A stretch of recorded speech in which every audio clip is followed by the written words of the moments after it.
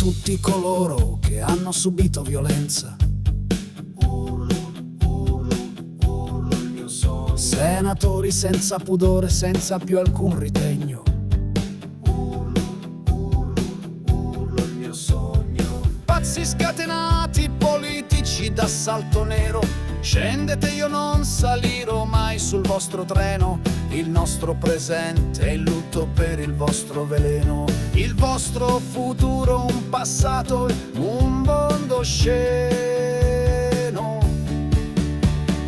Non vi state accorgendo che il tempo è cambiato, che è arrivato il momento di lasciare libero il campo. Stiamo voltando pagina per un nuovo mondo.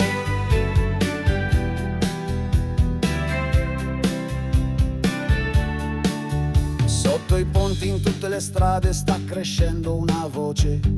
Chiedono giustizia, chiedono pace. I vostri luridi imbrogli saranno vostra condanna. Le vostre televisioni saranno la vostra tomba. I figli dei padri precari si stanno ribellando.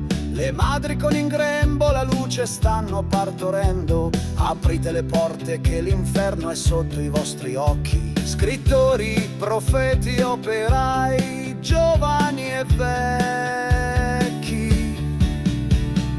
Non vi state accorgendo che il tempo è cambiato, che è arrivato il momento di lasciare libero il campo. Stiamo voltando pagina per un nuovo mondo.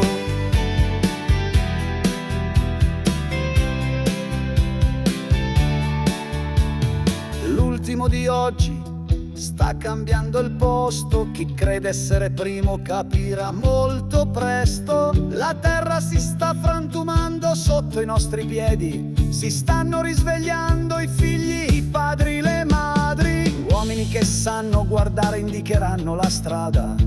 Uomini che sanno vedere stanno allerta e in attesa. È il tempo di essere pronti a lasciarci alle spalle chi fa di questo mondo una misera valle.